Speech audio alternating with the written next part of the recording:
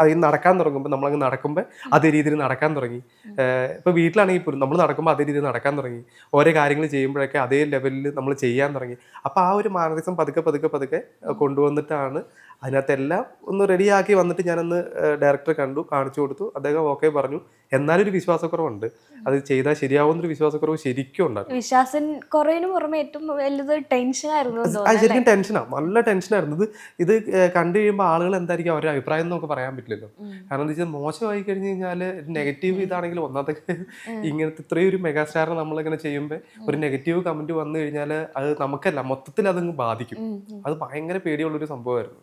പക്ഷെ എന്നിരുന്നാലും നന്നായിട്ടുണ്ടെന്ന് പ്രതീക്ഷിക്കുന്നു.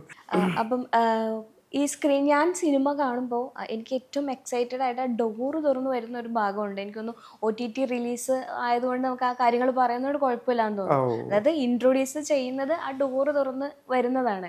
അപ്പം എൻ്റെയൊക്കെ അറിവിൽ ഞാൻ മമ്മൂക്കയുടെ ചെറുപ്പകാലഘട്ടം അല്ലെങ്കിൽ ഞങ്ങളൊക്കെ ഇപ്പോഴത്തെ മമ്മൂക്ക തന്നെ കാണുന്നത്. അപ്പം ആ കാലഘട്ടത്തിലേക്ക് സിനിമ കാണുന്നത് പഴയ സിനിമകളിലൂടെ മാത്രമേ ഉള്ളൂ. പക്ഷെ ആ സിനിമ ഇങ്ങനെ യാത്ര ചെയ്യുമ്പോൾ ശരിക്കും നമ്മൾ അങ്ങോട്ടേക്ക് പോയി ഇതേ മമ്മൂക്ക വന്ന് നിൽക്കുന്നു. അപ്പം ഞാൻ ചിന്തിച്ചത് പലപ്പോഴും മമ്മൂക്ക വെയിറ്റ് വീണ്ടും കുറച്ച് ഇങ്ങനെ വന്നതാണ് എന്നുള്ളതാണ്.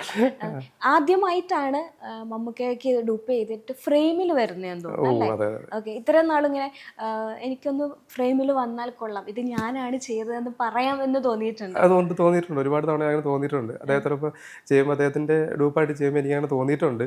ഒന്ന് നമ്മളെന്ന് ആരെങ്കിലും അറിഞ്ഞായിരുന്നെങ്കിൽ എന്ന് തോന്നിയിട്ടുണ്ട്. ഇപ്പൊ അത് സാധ്യമായത് എന്തായാലും എനിക്ക് തോന്നുന്നു ഇന്നലെ തൊട്ടാണ് സംസാരം തുടങ്ങി. ഇന്നലെയാണ് OTT റിലീസ് വന്നത് രേഖാചിത്രം.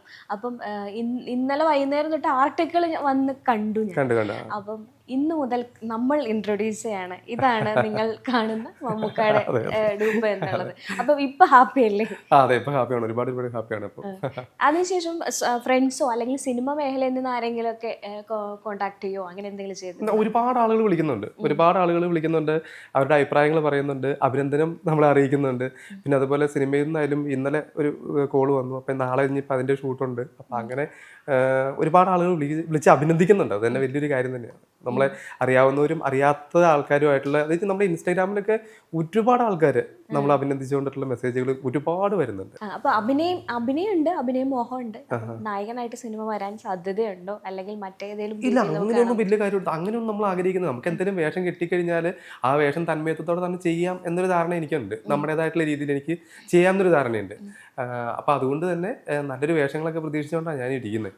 കാരണം ഒരു ഡൂപ്പായിട്ട് അല്ലെങ്കിൽ അങ്ങനത്തെ ഒരു രീതിയിൽ അറിയപ്പെടുന്നത് മോശമെന്നല്ല ഞാൻ പറഞ്ഞത്. അറിയപ്പെടാൻ എനിക്ക് അങ്ങനെ വലിയ ഇതില്ല. കാരണം എന്ന് വെച്ച് കഴിഞ്ഞാൽ ഞാൻ അത്യാവശ്യം നാടകം, അതായത് പ്രൊഫഷണൽ നാടകരംഗത്ത് സജീവമായിട്ട് ചെയ്തുകൊണ്ടിരുന്ന ഒരു 10-12 വർഷങ്ങൾക്ക് മുമ്പ് അത് ആയിട്ടിങ്ങനെ ചെയ്തുകൊണ്ടിരുന്ന ഒരാളാണ്. പിന്നെ സീരിയൽ, അത് അത്യാവശ്യം ഷോർട്ട് ഫിലിംസ്, അങ്ങനത്തെ ഒക്കെ സംഭവങ്ങളൊക്കെ നമ്മൾ ചെയ്തിട്ട് വന്നേക്കുന്നതായതുകൊണ്ട് തന്നെ എനിക്ക് സ്വന്തമായിട്ടുള്ളൊരു സംഭവം ചെയ്യുക എന്നുള്ളതാണ് ഏറ്റവും വലിയൊരു പാഷനായിട്ട് എനിക്ക് തോന്നുന്നത്. ഇപ്പം സിനിമ ഇറങ്ങിയിട്ട് OTTയിലൊക്കെ വരുമ്പോഴും അതുപോലെ തന്നെ പല സിനിമ ഗ്രൂപ്പുകളിലൊക്കെ അതിൻ്റെ അടിയിലത്തെ കമൻസ് വരാറുണ്ട്.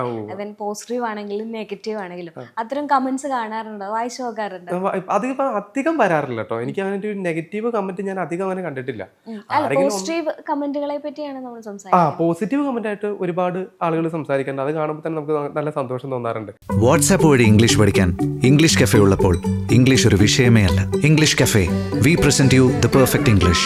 WhatsApp now 9633 888 575.